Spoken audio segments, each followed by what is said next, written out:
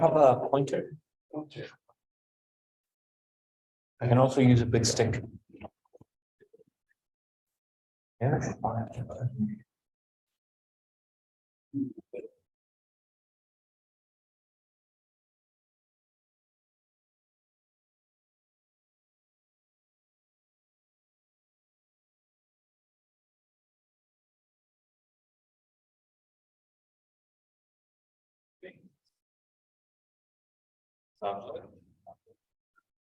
I guess the Zoom audience will not easily. Well, I'll try to say what I'm trying to point at, but it might be harder for people just following online. Let the wait of happy with this. Sounds good. Just have a.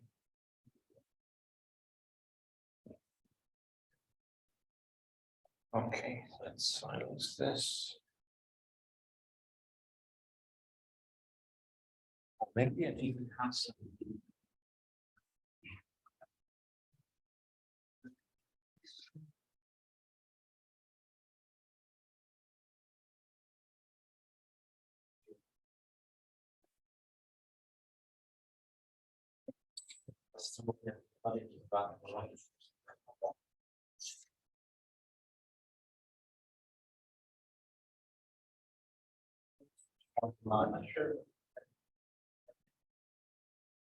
Oh, yes.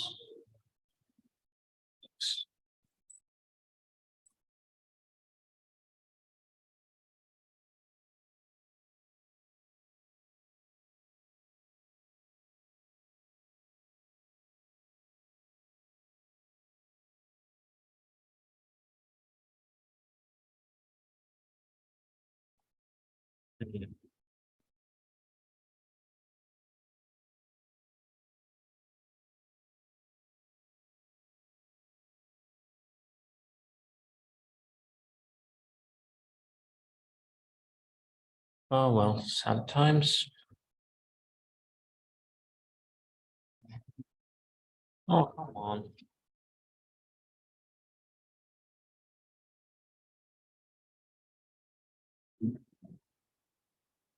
It's okay. I will use the keyboard. Oh. You ready? I'm ready. Okay. Yeah, it is my great pleasure to introduce Alex Avanitakis.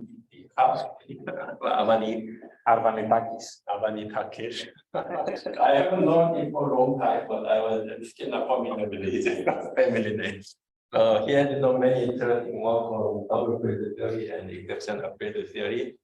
He's currently visiting Korea, but he's brand in Pohang, and now he's visiting us. So please welcome. Thank you. It's lovely to be here. And this is my first time in Seoul, and I'm very grateful for this opportunity that was afforded to me.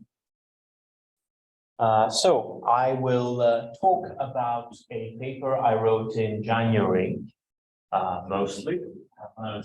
And I will, if we have time, I will also talk about some work I did with Dan Thompson, Saskia de Mulder, and Lewis Cole, which kind of uses the research I'm going to talk to you about. So the basic idea of the talk is that, as you can see on the slide, topological defects, which is to say non-invertible symmetries, I will explain why these are the same thing, where non-invertible means in general they might not be invertible, some of them will be invertible. They are equivalent to geometrical features in the phase space of Hamiltonian mechanics. If you express your field theory in a Hamiltonian formulation, and to be more specific, they will correspond to some manifolds known as lagrangian correspondences. And one of the main takeaways from this talk will be whenever you write down a canonical transformation in Hamiltonian mechanics, which is an audience of physicists, I'm sure all of you know what this means. And if you don't, you will see on the slide. You get a Lagrangian correspondence, which means you get a topological defect. And this has some very nice applications, which I will outline very briefly in this talk. For example, you can have you can introduce T-duality defects on the world sheet. So you have a two-dimensional surface, which is the string world sheet, and then you cut it along a defect line, and then you have the original world sheet over here, you have a defect line over here, and then you have the T-dual world sheet theory above it. We also have S-duality defects in gauge theory. Abelian gauge theory is the most straightforward case. We'll see this very explicitly. And you can also use this technology to say new things about non-invertible symmetries of non-abelian Chern-Simons theory, which is the new application I'm working on with these lovely people. There's also a close link with mathematics, and it has to do with the Einstein synthetic category, which I will talk about a little bit, and with Floer theory, which I will basically not talk about. They kind of use the ideas of the Einstein synthetic category. But if you want to know more about the link to this, you should talk to me after this talk. Okay? Right, so the first thing I want to talk about is how to understand symmetries or generalized symmetries as being realized by defects. So a defect for us will be a submanifold D of a space-time, and will be of dimension, the dimension of the ambient spacetime -1. So here, this is a two-dimensional drawing. So I'm pointing at the figure on the slide. And so some manifold of dimension 1 fewer will be one-dimensional. So here we have a curve D, and it separates the two-dimensional space-time into some manifold in the north and a manifold in the south. I'm going to call this north and the south. Okay, so here I'm dealing with a very generic situation. I have a field theory of the path integral of a field phi, given by the integral of some Lagrangian density. And I will introduce the most trivial defect you can imagine. I will introduce a defect that does nothing.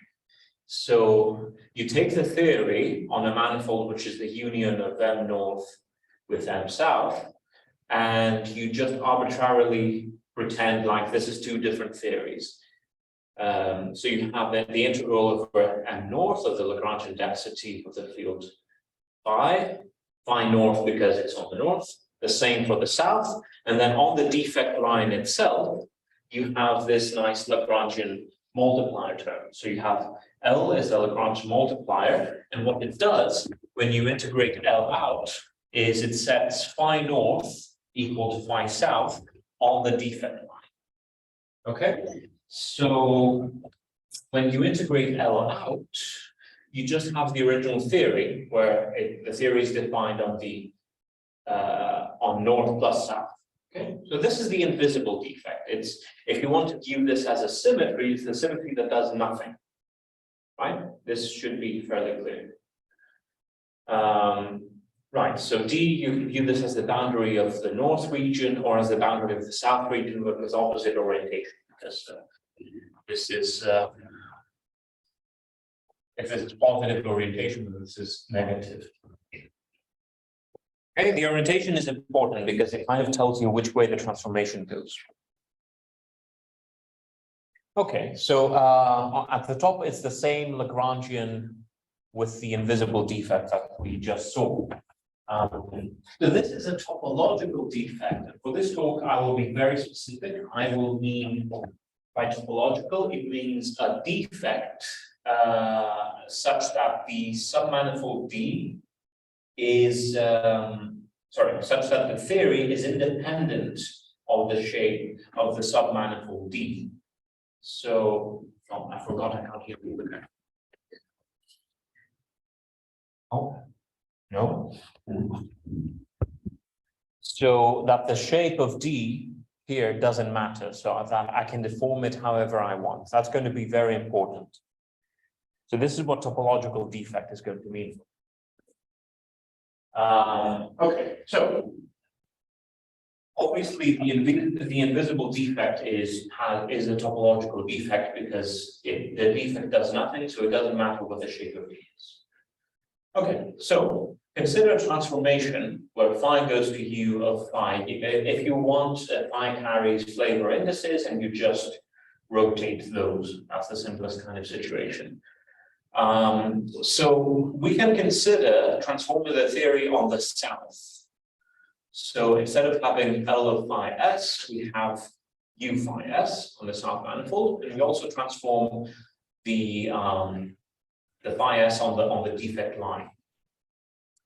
So when we integrate the Lagrange multiplier L out, what happens then? So we have the original theory on the north, and then on the south, with this Lagrangian, we glue this on the defect line, where phi north corresponds to the transformed phi south field. So if you want, there's a topological defect between the original phase of the theory and the transformed phase. So this is the way we're going to link topological defects and symmetry. So they're going to separate an original phase and a transformed phase, if you want. And in the next slide, I will show how you get the group structure. Okay, so the group structure depends on, crucially, on this deformation invariance property. So here we take a situation where we have two defects. So we have a middle region, which is mu, and we have a defect D and M between north and middle. And then we have a defect DNS between middle and south. And because both D's are topological, we can deform them so that we can smash them against each other, right? So the idea is we can get the group structure by taking two such defects and then deforming the NM defect into the MS one, or vice versa. It doesn't really matter. So I take the original action. There's a bunch of bulk terms which I'm not going to care about. They're like the ones you were seeing before. And then there's two defect Lagrangians. There's this one, the integral over dnm, which corresponds to the defect between north and middle. And I inserted the transformation UMN that corresponds to the defect between north and middle, essentially. And similarly, I have a defect DMS with a transformation UMS. Okay, so UMN is a transformation from middle to north, and UMS is one from middle to south. Whether you have this or its inverse depends on how you want to view the situation. It's more or less arbitrary. Okay, so what I'm going to do is I'm going to deform DNM into DNS, and then I will redefine the multiplier. I take sums and differences, as you can see here. And then an interesting thing happens. So both defects are the same, I just denote them as D, right? And then when you take sums and differences, you have, so L with no indices is just the sum of the Lagrange multipliers for each defect, LNM and LMS. And then M is the difference. So L, the term with L takes the form of of either of the original defects. So you glue north to south, and there's a transformation matrix, right? But then the difference of the multipliers, well, it appears through this term. So the last term in the parentheses. And an interesting thing happens. So we have three kinds of fields going on. We have a phi north, we have phi middle, we have phi south. Okay, phi middle here, if you integrate out phi middle and M, you can integrate out both of them at the same time because they appear bilinearly, right? That's perfectly consistent. You can do this in the path integral. And also you see phi middle is totally determined in terms of phi north and phi south. So it's no longer independent field. So the middle region completely disappears. And in fact, this last term, when you integrate out m and phi m, just drops out. So what we're left with is a defect of the original form, at least assuming that UMN and UMS are invertible. So you can kind of transform this and move it over here, right? But so the bulk terms, yeah. There, what appeared there? Is it U phi or just phi? I forgot. It can be, it's, yes. So they're going to be appropriate U's inserted over there. So what would be in north and south? It will be. Hang on. Oh, okay, it's a bit slow. Okay, so here I transformed U phi S. Yeah, so here I transformed UMN, phi n, so it would be L of UMN phi n. Both U's appear in north and south. Yes, so the middle one will be untransformed. It's just that it was more convenient just for writing on the slide to leave it untransformed because, well, if phi n was transformed here, I needed to undo the transformation when it came to integrating out the multipliers, you see. Okay. But if I do some field redefinition, U phi equal mu phi, then it will be same as in your first. Yeah. Yeah. So the claim, if you want to view it as a defect, you would say you have a genuine symmetry when you can make a field redefinition such that the defect is equivalent to the invisible defect, right? And if you don't have a symmetry, so if you don't have a symmetry, if you do have an anomaly, then in general, what's going to happen is you will generate a new term just from the transformation of the path integral. And then you just have a defect between the original theory and a new theory. Whereas if you have a symmetry, it's a defect between the original theory and the same theory, but transformed. Does that make sense? A little bit. So in general, I don't make any connection to usual Nedo symmetry, where the Nedo symmetry action is invariant on the kind of deformity. the middle, Nedo symmetry. The usual definition of symmetry is Nedo symmetry. yes, yeah, you can have a Noether symmetry. So a Noether symmetry would be the case where L of U phi s, for example, would be L of phi s, or possibly up to a total derivative.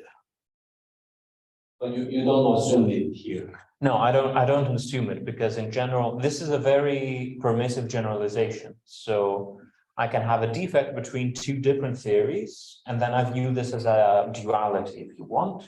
If it happens to be the same theory, then I can view this as a symmetry of the theory. But for this example, I did not need to specify because it's very general. Okay. But we can understand usual Noether symmetry from this new perspective, or what is the claim? Yeah, so I would say if you have a Noether symmetry, you have a symmetry of this type, but also a symmetry of this type can accommodate things which are more general. So I will talk about non-invertible symmetries shortly, or a generic defect of this type defines a non-invertible symmetry, whereas a Noether symmetry is usually invertible.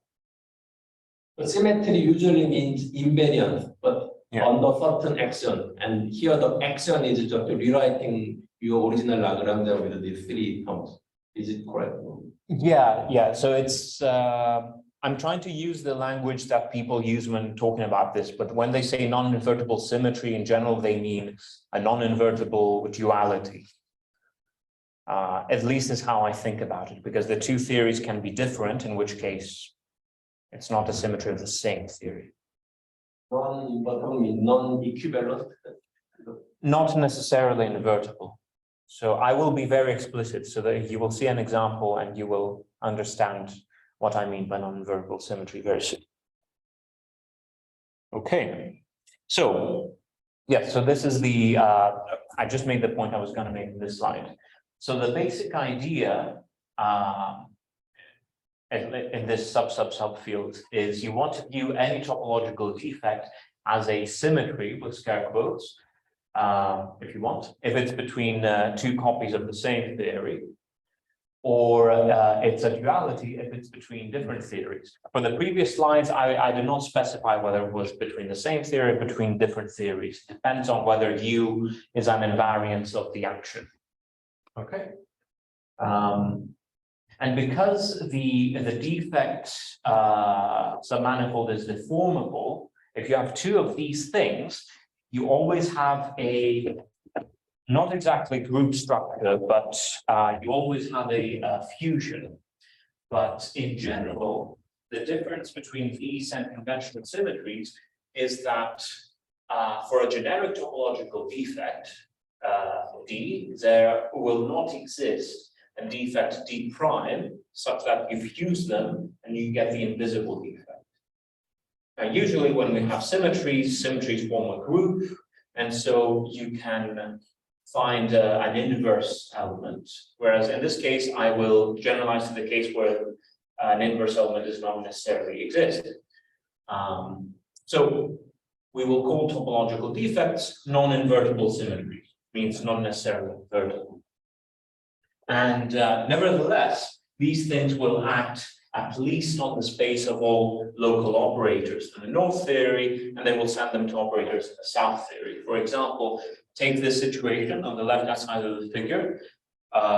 We have an operator inserted at some point in the north theory, and then we surround it with a defect D.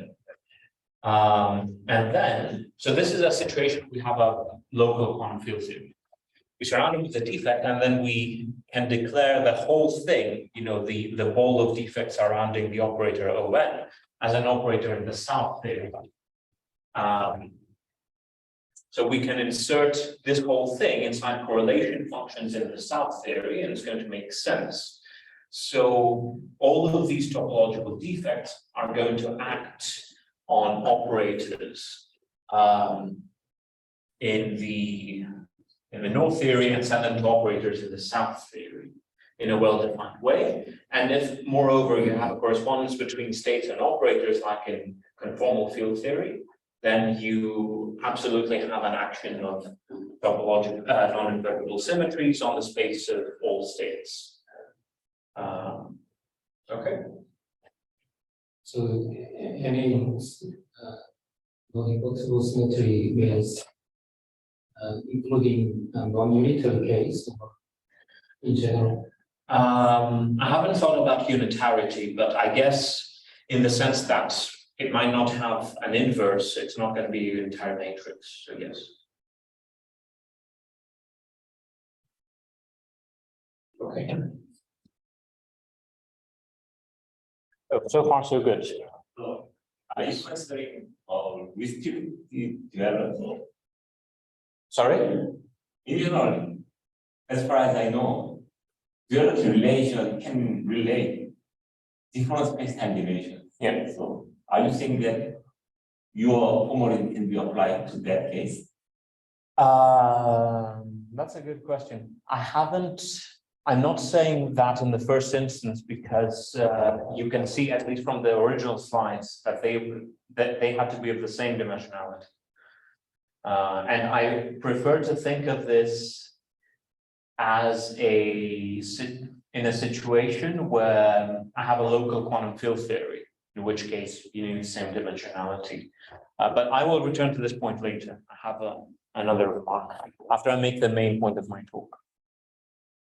Okay, so for some history, so the first things that were written down were called conformal defects, and they're kind of not fully topological. They respect conformal deformations of the defect surface. I'm not going to talk about them, but they came first.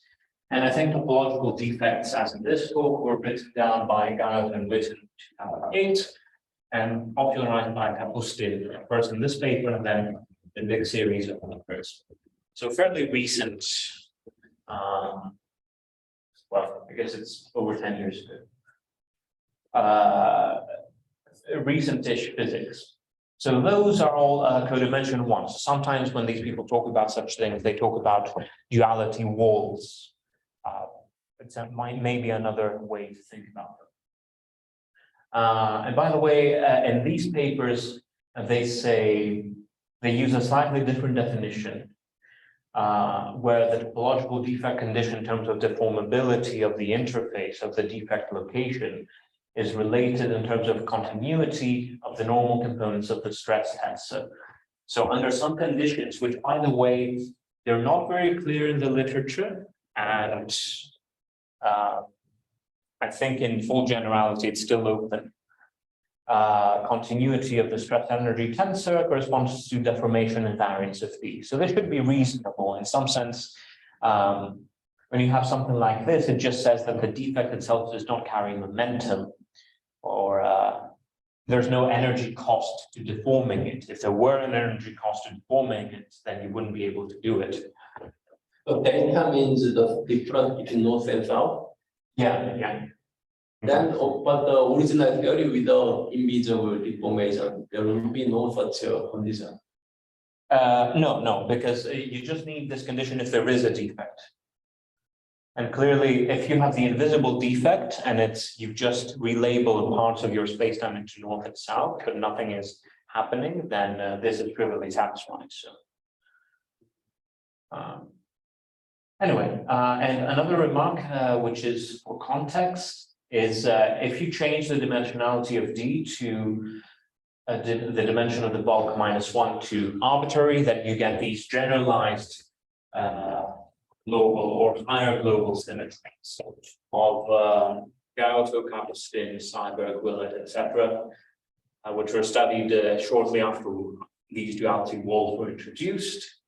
And algebraically, these correspond to higher or categorical stuff, etc., etc. So I'm not going to talk about this situation where you go to higher codimension. I'm going to talk about the zero form symmetries, but I will talk about non-invertible ones.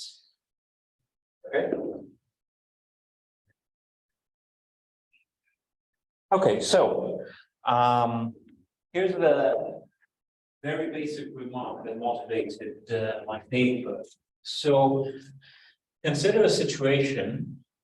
Yeah, so consider any codimension 1 submanifold. This is a submanifold of dimension div m -1. Locally, this will be given as the level set of some scalar function, f equals constant. So we can define a codimension 1 defect by setting time, which will be Hamiltonian time, because I'm interested in Hamiltonian mechanics, to be constant.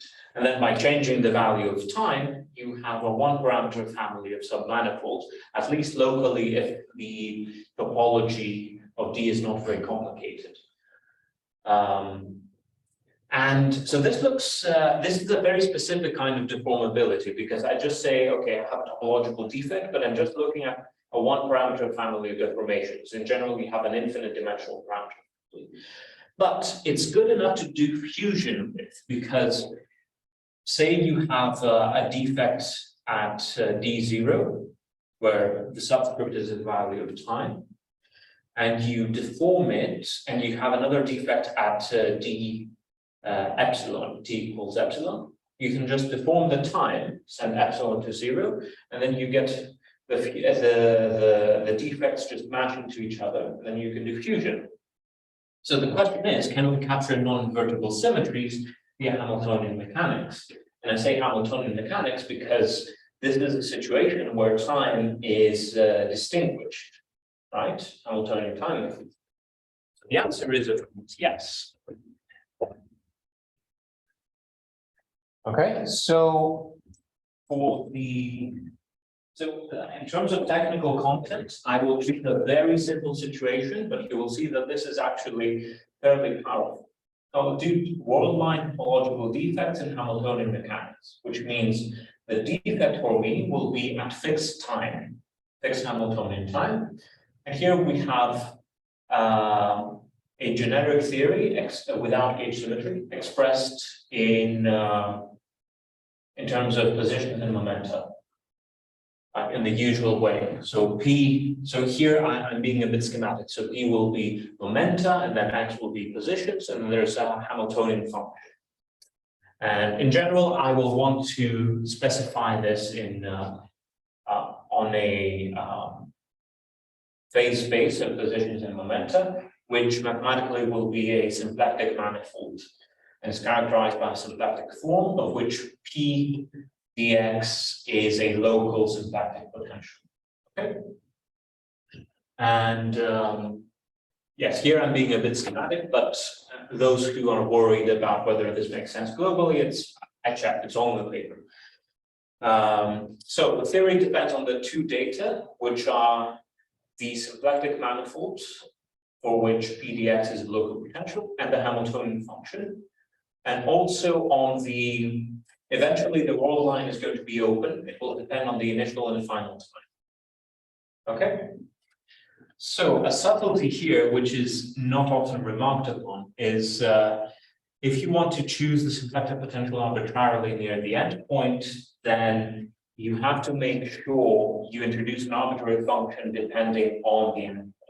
And the reason is just has to do with integration by parts. You do a little gauge transformation on theta, you get d of a function, and then you pick up a boundary term. So if I want open world lines, even if I have a quantization condition for the symplectic form, I need to have arbitrary functions depending on the values of the curve which enters here at the endpoints. Okay. Right. So how do we proceed? So we take two of these things. So I've taken a world line, and here I wrote the Hamiltonian time horizontally. And then I say the situation of this paper will be, I have a curve on the south manifold. By the way, I mislabeled. So here, this is supposed to be S. So the symplectic manifold I would call S for symplectic. I have a curve on the south manifold, the port time T and S, which is where the defect lies. And then this goes to a curve on the north manifold. Okay. By the way, this is not, and in fact, it cannot be continuous because these are two curves on two different manifolds. Okay, it's just, it goes, it lies on one manifold before T and S and lies on another after T and S. And I've included an arbitrary function here, which depends on the endpoints, on the upper endpoint for the south theory, let's call it that, and on the lower endpoint for the north theory, because of the subtlety I mentioned before. If you want, that subtlety is why you need to introduce degrees of freedom that depend on the location of the defect, which is the theory at time t equals TNS. Okay, and so with this setup, the topological defect condition will be just that the action does not depend on the value of TNS, this particular time. Whenever this is true, I can introduce another defect and then I can batch them together. Okay. What's tricky is interpreting this condition geometrically. So this is what I did in the paper. Okay, so how do you deal with this? So you have two curves and two different manifolds, and you jump from one to the other. Well, you replace it with one curve in the product. So I have a curve gamma S at times below T and S into a manifold S south, and a gamma north at times after T and S on a manifold S north. And I combine them into one curve on the product, S south cross S north. So this is a trick that was introduced in the condensed matter community originally, and it's called the folding trick. And the idea is that I can actually use a board as well. Instead of having one curve that's like this is T and S, this is gamma south, gamma north, you have a curve that's like this is gamma. Okay, so this is, how did I use, wait, time? Yes. T equals 0, it's here. This is gamma north, this is gamma south. So it kind of goes like this. So as you see, I gave you the explicit formula on the slide. So the folded curve gamma is defined on non-negative times. At time t equals 0, we have the endpoint of both curves, which is what enters into the defect Lagrangian. And when t increases to positive numbers, gamma north is traversed at times higher than TNS.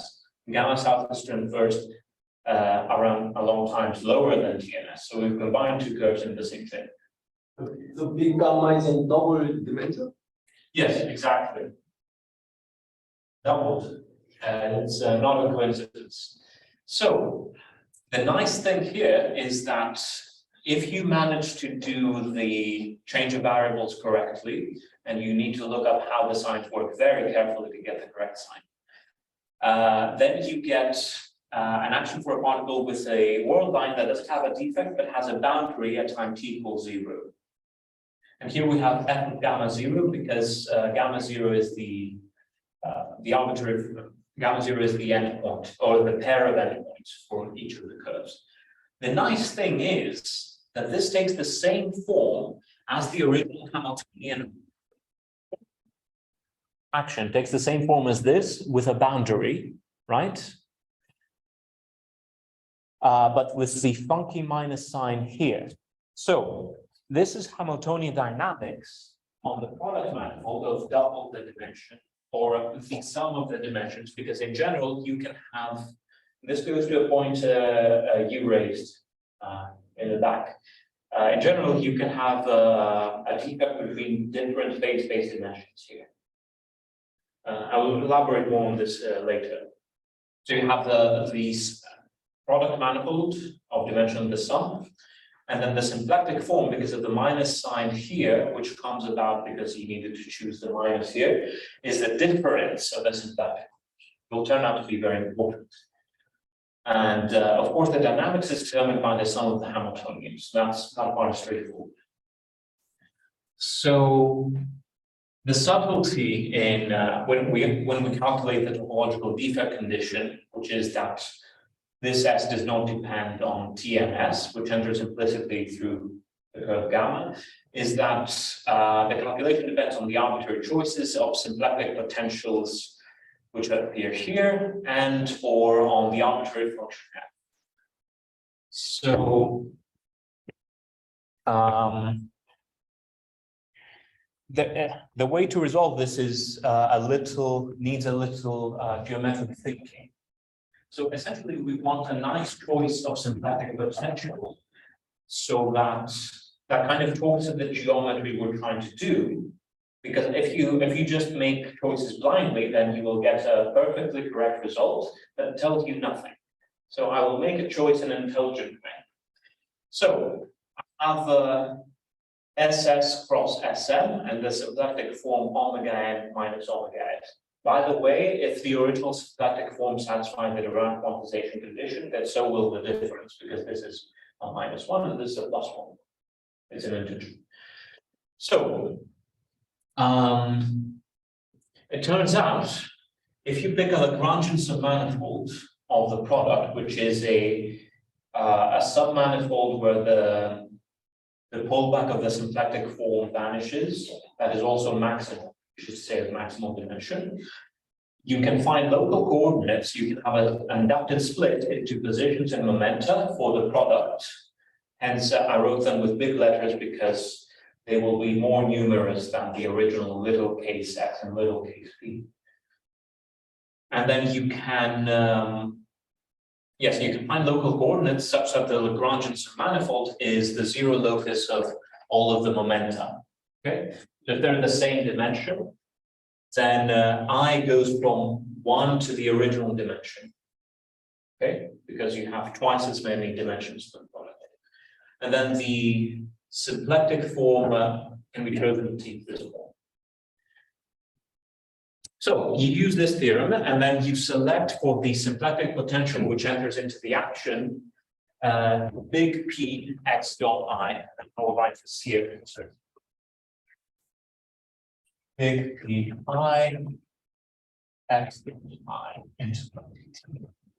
So I will make this choice, and I will calculate the topological defect condition with this choice.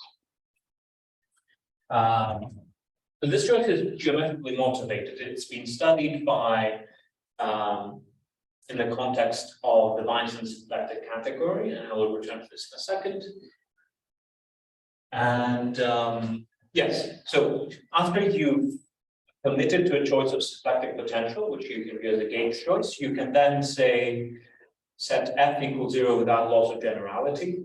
If you want, I can prove this, but if you want, an intuitive way to see this is that you only need f to accommodate your arbitrary choice of gauge.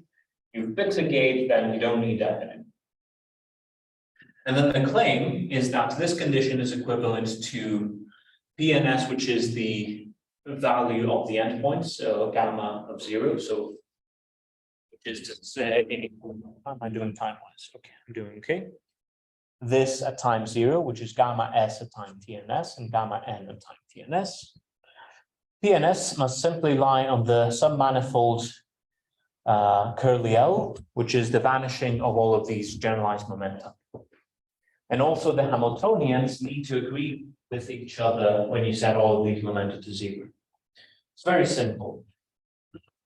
And by the way, you could have predicted that the endpoint needs to lie on the Lagrangian submanifold because this is also a consistent boundary condition. When I vary an action like this,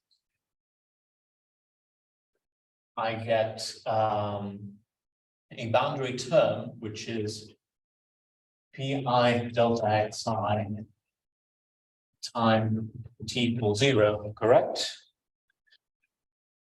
So you can have many boundary conditions, but one which is very natural is to set the pi's to 0. Okay, so yes, so this condition plays a dual role. It essentially defines the topological defect, and it also defines the topological boundary condition in the folded theory. Well, I guess topological boundary condition is, I just call it a topological boundary condition, just to motivate it. It doesn't mean anything specific. Okay, so the upshot is very simple. If you have a topological defect on the world line of particle and Hamiltonian mechanics, you equivalently have a Lagrangian correspondence, which is a Lagrangian submanifold of the product with the difference symplectic form. And you write it like this because so L has two arrows and one goes to SS and the other goes to SN because you can, it's a submanifold of the product, and so you can project it to SS and you can project it to SN. There's also the shape of what mathematicians call a correspondence diagram. So if you've heard of correspondence space, it comes from a diagram that has the same form. So the double space-time of a string, for example, double field theory has two arrows. One goes to the original space-time, one goes to the TD. It's all the same. And amazingly, these were studied in 1981, these are manifolds, and you can interpret these as morphisms of a category with scare quotes, which I'll explain in a bit, called the Weinstein symplectic category. And the objects are symplectic manifolds, and then the morphisms are the Lagrangian submanifolds of the product. And the motivation comes from quantization. If you want these Lagrangian submanifolds should be, when you do quantization, they should correspond to maps between Hilbert spaces that are not isomorphisms.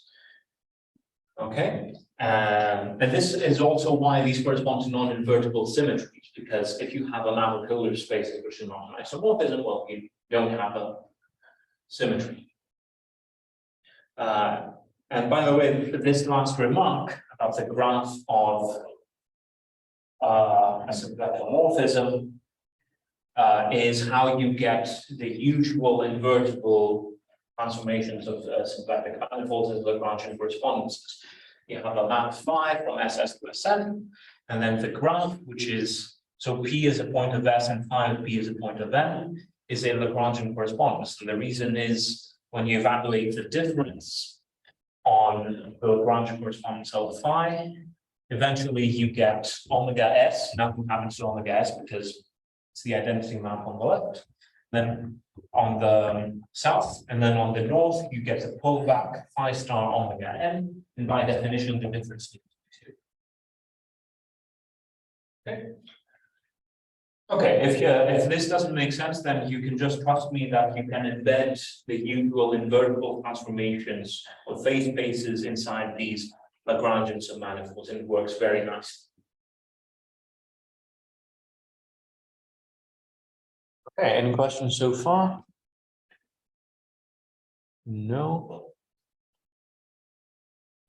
Okay, so the reason I said category is that when you have two Lagrangian correspondences that go, so this one LSN goes from S south to S middle, and LMN goes from S middle to S north, you can form their composition, which is something that goes from SS to SN. And the composition is given by this kind of horrible formula, which I would rather not try to explain in the slide because it will take a while. Mathematically corresponds to the composition of binary relations. And an issue, the reason why I call this a category of scare quotes is that because this is an intersection of manifolds in general, you can have a bad intersection of manifolds. It can be something that's not smooth. Okay, so caution is needed. But the amazing thing, which you can find about in my paper, is that you can get this formula that Weinstein got from, I don't know, divine inspiration. You get this formula by defect fusion. So you take two defects of the form that I was just talking about. So you have a middle theory sandwiched between times south middle and time middle north, and then you have the theory in the south, and then you have the theory in the north here. When you take the limit where these agree, you find that the effect of having a topological defect between south and middle fused with a topological defect between middle and north gives rise to the fusion or the composition of Lagrangian correspondences in the Weinstein sense. So it's, if you want, it's a physics derivation of this arcane mathematical fact. Okay. So the takeaway is just that, so these are geometric objects that lead to maps between symplectic manifolds in a generalized sense, and we can compose them. Or we can try, and sometimes it might not be smooth. So, you know, you need to be careful. Okay, so let's start talking about some examples in my, okay, I have some time. In my remaining time. A very big class of examples is canonical transformations. So here we have a correspondence between S south and S north. And you can see very explicitly, for example, type 1 canonical transformations in the textbook sense, and the Goldstein and who was the other guy? The famous textbook. Yeah, I think so. Whatever, I haven't read this in many years. For example, if you read one of these, any of these, they will have a bunch of canonical transformations classified by types. So here I have a one-dimensional system, and I use a generating function which depends on the original and new positions only. And then you get these formulas for the momenta in terms of derivatives of the generating function G1. which you've probably seen before. I hope you've seen before. Otherwise, this talk will look flat. So then you're supposed to say, okay, I cross my fingers and hope that I can invert the relation for Pn in terms of Xn, and then I get a transformation of the phase space. But actually, I'm here to tell you, you don't have to worry about this invertibility, because really we should be viewing canonical transformations as non-invertible symmetries in general. So I'm not going to care whether these things are invertible or not. The thing I'm going to care about is that relations like these for PS and Pn in terms of derivatives of G, they define a submanifold in the product of the two phase spaces in a straightforward way, right? So they actually define a Lagrangian in the product, which is isotopic to the one where, which means you can deform it to the one where the momentum just vanished, which is to say the one where G1 is 0.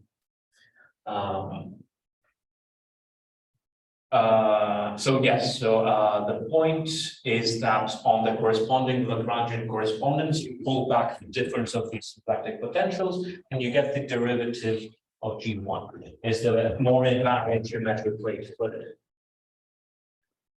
So anytime you have a canonical transformation, you can construct a topological defect.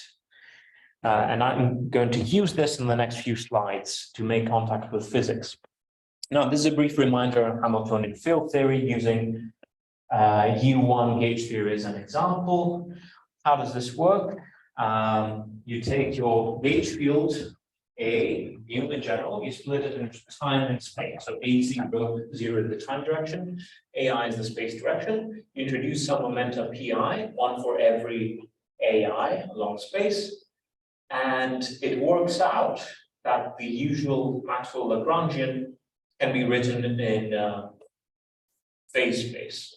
And the equivalence between this and the usual formulation, which is manifested in Lorentz invariant, is by integrating out P. And this makes sense because P here appears quadratically. So I can integrate P out by its own equation of motion, and then you can take my word for it that out comes the usual Maxwell Lagrangian. Okay. Hopefully you've seen this before. And there's two features of this. You have a non-zero Hamiltonian function, which is this term, and then you have a constraint, which is, AT needs to be A0. I was expecting. Now, a constraint which is related to gauge transformations. I haven't told you how to deal with gauge transformations yet, but this is coming. It's not going to be available. It's just to show that what I've been doing involving particles can also be used to talk about field theory. And this is why this line is here. Okay, so what is happening here? Yes. So if you take my word for it that you can actually deal with gauge symmetries as well, in this topological defect language, which I will get to in a few slides, then you can write down immediately a defect that implements S-duality for U1 gauge symmetry. Actually, Yolanda Lozano did so in 95. So she wrote down a canonical transformation from the usual Maxwell Lagrangian with coupling G -2 to to this one, where you have essentially inverted the coupling constant up to a factor of factors involving 4 pi. Well, it's a free theory, so coupling constant is to be taken with a grain of salt, but it is exactly what would be an S-duality transformation if it were non-abelian.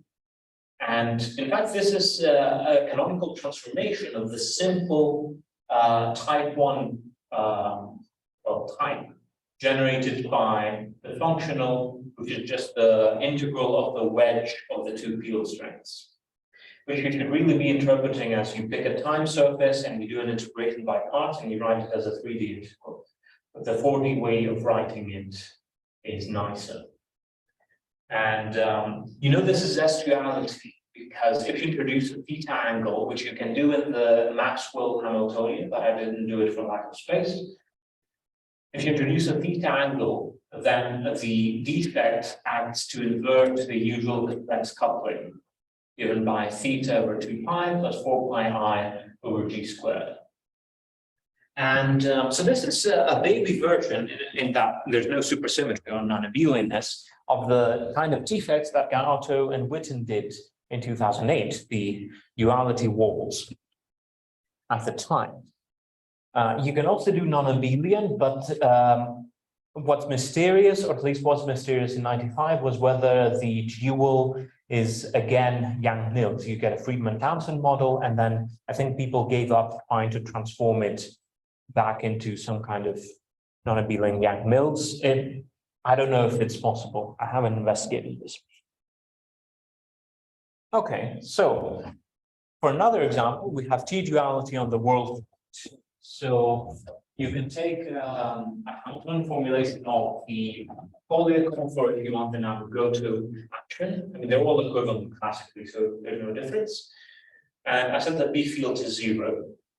And the claim is you can integrate out P, and then out comes immediately the polyacon. You have two constraints involving time and space, generating time and space diffeomorphisms. And the phase space is the cotangent bundle of the loop space. So cotangent bundle of the space of maps from the circle, the worldsheet circle, onto spacetime M. And the claim, which was also studied in the 90s, it's a very nice time to study things in the Hamiltonian formulation, was that there's a Lagrangian correspondence between the worldsheet and the T-dual worldsheet, which is explicitly given by these relations. So here I wrote them for T-duality along one circle, if you want. So I've singled out one dimension here. Okay, so this is a submanifold again of the product of the cotangent bundles of the loop spaces. And you have a topological defect that separates the original string from the D-duals. And this also works for non-abelian and Poissonian T-duality because Fetos broke down a canonical transformation kind of like this in 97, except it formed our Poisson bivectors and such.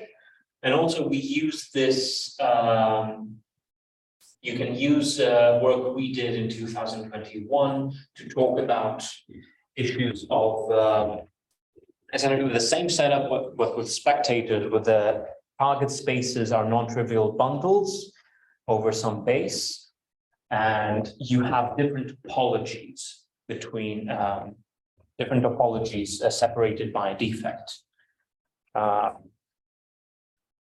Okay, if you're interested in a topological T-duality, feel free to talk to me, but I will go to something else now. Okay, so this is where I outline how to deal with gauge symmetries. So as we saw, if you have a gauge symmetry, you have a constraint in the Hamiltonian formulation of your gauge theory.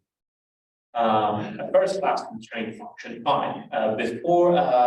So this was the Gauss law constraint in the Maxwell case. It was a thing. So this is a Lagrange multiplier, and the actual constraint was di pi I. So di pi I equals 0 is the Gauss law.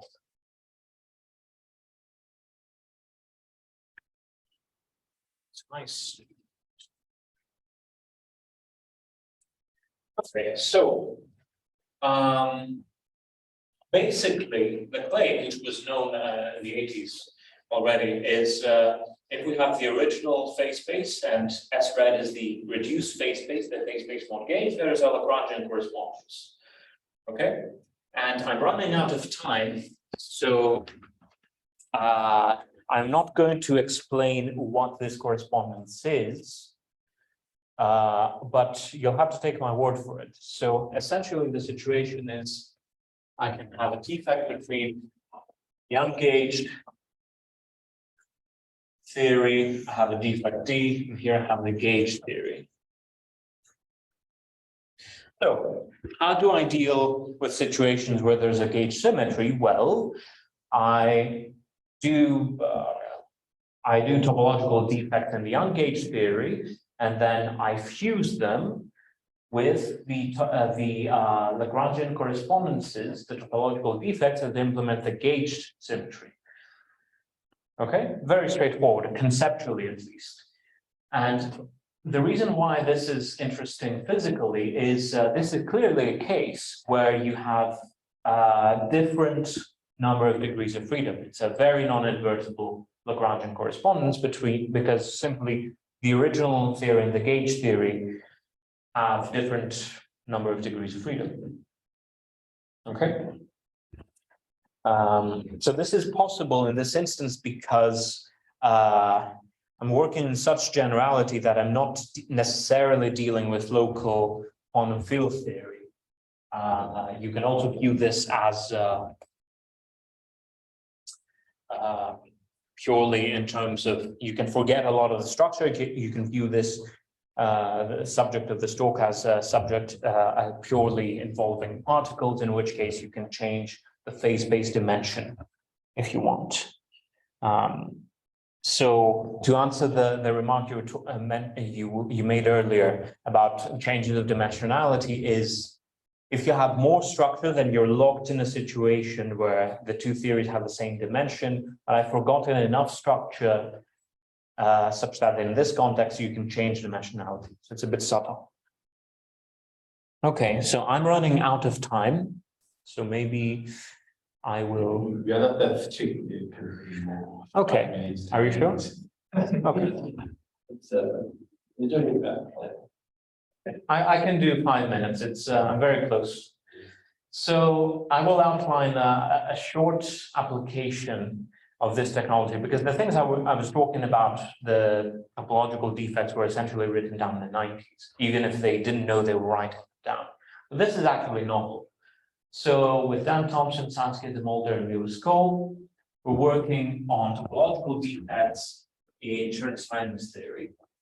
This is the usual Chern-Simons Lagrangian, defined by a Lie algebra G and a level kappa. And by the way, this is a situation where the definition of topological defect in terms of deformability I talked about is more sensible, because this doesn't have a stress energy tensor. So, well, not unless you introduce a framing. Anyway, that's a detail. So we go in the Hamiltonian formulation. So you pick a time coordinate, and M is going to be your 3D spacetime, and you factor it into time cross space. Space is sigma. And you split the gauge field, and you get a very simple Lagrangian, albeit infinite dimensional from phase space. So you have a Gauss law constraint. So this generates gauge transformations. A0 is the Lagrange multiplier. And I think this index needs to be a down index. That's a typo. And you have the PDQ, or the PX dot term. What was that term before is now alpha alpha dot. Alpha is a one form that points along the space dimensions here. Okay. And here I have the wedge product, so this doesn't make sense, and it's not the total derivative because of the asymmetry. So there's a particle propagating on an infinite-dimensional symplectic manifold, which is one forms on sigma cross G with G indices, and the symplectic form is essentially the wedge product, and then there's a contraction involving kappa, which is a bilinear form in the Lie algebra. It's very old. Very old stuff. I should say there's also the gauge symmetry, so you have to do the symplectic reduction, and you go mod gauge you can't, and then you get outcomes the moduli space of flat connections on sigma. No.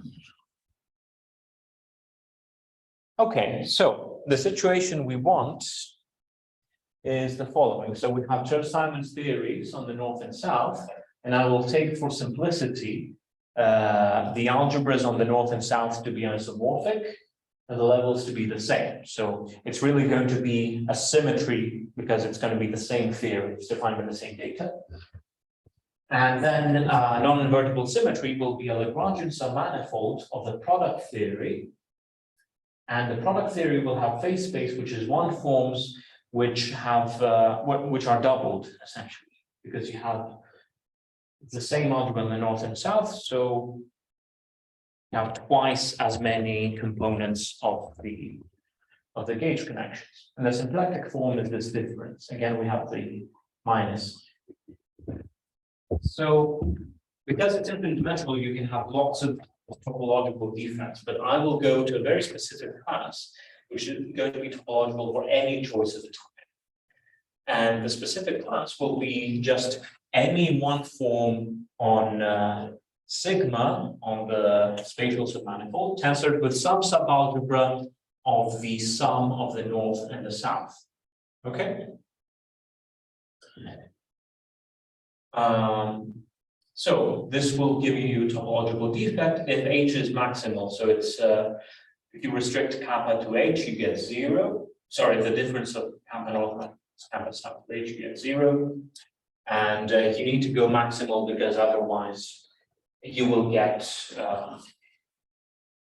your defect will want to deform in along the maximal submanifold anyway, is the way to put it. Now, if you implement the Gauss law constraint, you find that H is not just a subspace, it's a subalgebra because of the problem. Here you have the commutator of the gauge field. So you need closure. And if you don't have closure, then you find that you have written down a very nice Lagrangian correspondence, which doesn't have any points. It's the issue I mentioned earlier that the fusion of Lagrangian correspondences might be bad. You have to check that it's a manifold. Okay, so there's an invisible defect given by the diagonal subalgebra. So you take a group algebra element and you put the same thing on the north and the south. And because you have the difference here, and these are the same form, you're all set. So this is the identity for all topological defects. But if you go non-abelian, then you're in trouble. In the abelian case, there's lots of things you can do. It's not hard to find subalgebras. In the non-abelian case, seemingly very little is known. But because the people I'm working with actually know a bit about integrable systems, especially Dan Thompson and Saskia, both done work on integrable systems, you can use ideas from there to produce nice subalgebras. So, for example, people who know about such things better than I know, if you define an R matrix for a Lie algebra G satisfying a bunch of conditions, you get a maximal isotropic subalgebra of the direct sum with the difference bilinear form. Now, this generates a bunch of symmetry. If you view this in the context of two-dimensional sigma models, these subalgebras are related to symmetries of integrable field theories. They also appear here. And so these are defined by linear maps from the algebra to self-satisfying a number of conditions, which I omitted. And vaguely, the subalgebra looks like the antidiagonal x and minus x plus R kind of fixes the antidiagonal so that you actually get something that closes with respect to the Lie bracket. Okay? And then the nice thing, which will hopefully appear this year in our paper, is you can calculate the fusion algebra of these. So every time you have a null matrix, you have a collection of topological defects for the corresponding Chern-Simons field theory. And you can calculate their algebra using the ideas that I gave you in this talk already. So this is a little bit. This is not very much, but it's a novel application that came from these ideas, and for which the Hamiltonian formulation is really suitable because Chern-Simons is so simple in the Hamiltonian formulation. Okay, so, and I'm almost done. So this is the big takeaway is if you want to do one way to think about non-invertible symmetries is through topological defects in Hamiltonian mechanics, which correspond to these Lagrangian correspondence objects. And physically speaking, there's two big categories. Ones that come from canonical transformations, and others that come from gauging. So the first should be loosely thought of as invertible. At least we usually think of canonical transformations as invertible. The second are very non-invertible. This is why these are non-invertible symmetries, if you want. And their fusion is controlled by mathematical structures that were studied since the 80s in the context of quantization. But you need to be careful with the fusion because a lot of time you might try to fuse and then you find that it's inconsistent, and this has to do with issues involving gauge symmetry when it comes to defects of this second type. And say there's a connection to global anomalies, because what can happen a lot if you have a system and you're trying to gauge it is you write down a gauge condition and then you find there's no states that satisfy it. So this is a global anomaly. Right, and examples include lots of duality defects, which I briefly mentioned in this book. And I end with some speculation, which you can ask me about. Thank you.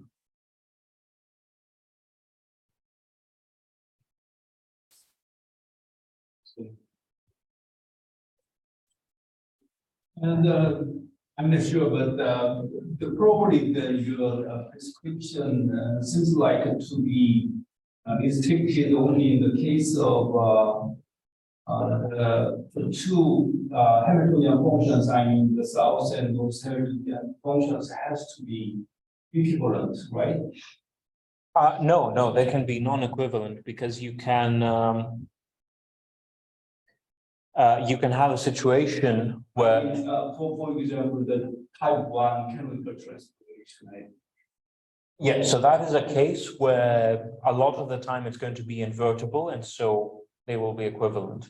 But so this example covers a lot of cases where the theories are not equivalent, because you can have a theory.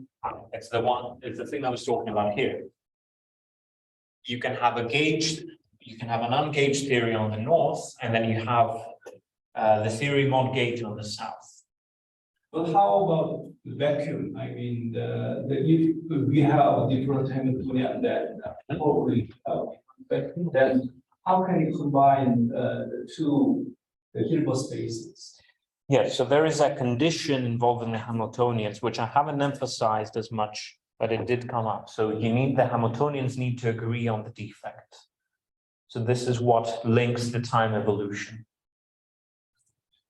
Yeah, but I cannot understand more about if we construct the two Hilbert spaces, if we use the Hilbert vacuum, then Yeah. Even though the defect, the Hamiltonian functions are equivalent, the equivalent, but still two Hilbert spaces can be combined. Such kind of problem, I'm not sure that you this is solved or not. Well, it's a fair question, and I'm going to interpret it as saying that, well, we don't know what this says about quantization in general, which is fine. And in fact, we can't, because in general, quantization is very hard to do. Actually, this has to do a lot with, yes.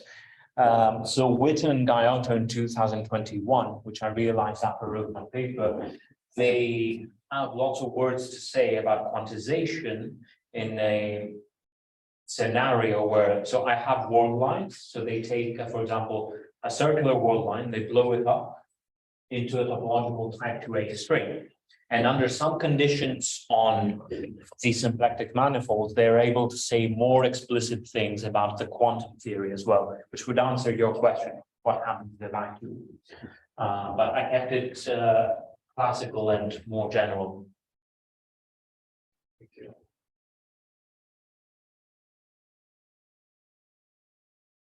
I have a question. You have a slide on one visit. I think it's around page. Yeah, that's right.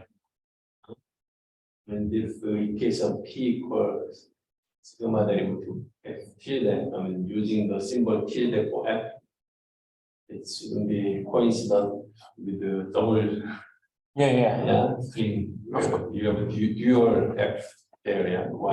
Of course. So I have a situation where I have T star, maybe I should have this figure on the slide, T star LM, T star L, and tilde here, where this is the original manifold and this is the T dual target space. And LM is the space of maps from the Wall Street circle to the target.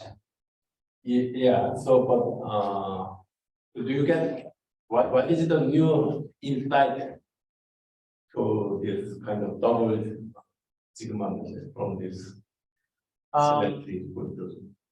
What's a new insight? So I haven't pursued this fully, but the fact that we have the canonical transformation, which is say topological defect, means in principle we can use the picture.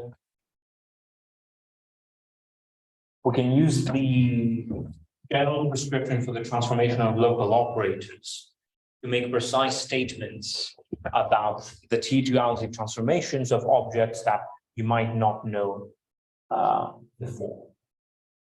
So that would be the hope, because I now know how to write down very explicitly the topological defect that realizes this. So.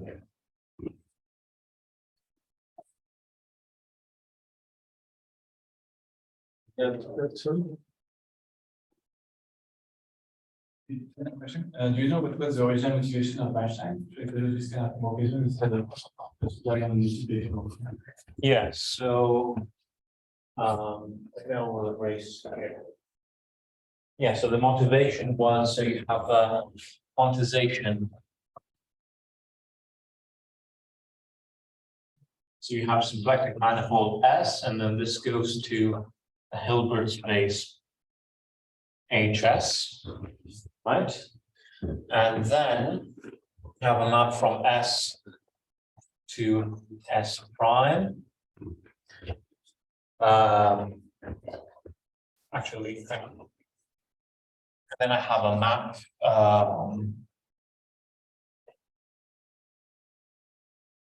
What do I do for a linear operator? Let's call this HS to HS prime. So L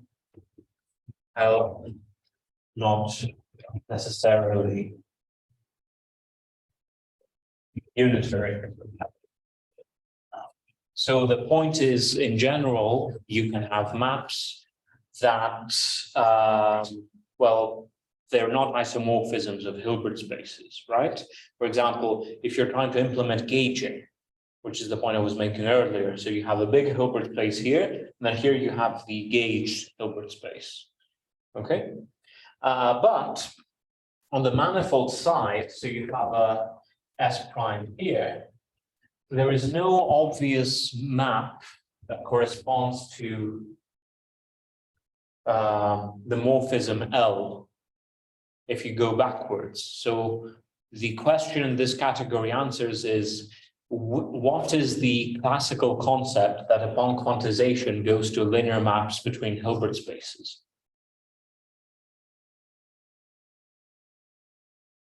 And if you want, you can also view this from the particle world line, because here we have a perspective, because here we have a world line that starts on one symplectic manifold, and here a miracle happens, and we end up on another one. So it's a classical version of a map that takes you from one dynamics to the other dynamics. So this picture was the one he didn't have, of course, because topological defects are much more recent than the 80s.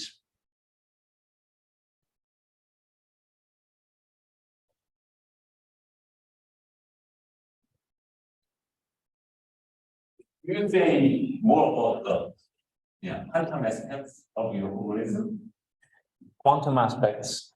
Yes, it's very hard in general because of this is also the question I was, I also mentioned this in reply to your colleague. I think if you want to say go in detail about quantum aspects, you either have to, well, you have to study more specific theories, because then you have more things to work with. For example, you have geometric quantization for some symplectic manifolds, and then you can say quite a lot. For example, you can start endowing the Lagrangian correspondences with spin structures, and you can start being more specific about how quantization works and so on. If you want to keep it general, then you have to stick to this.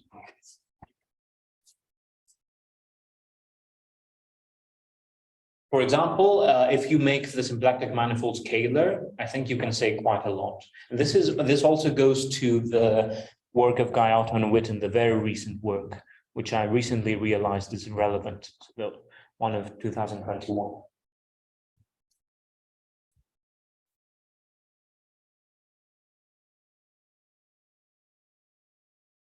Okay, so if there is no more question, let's finish the speaker. No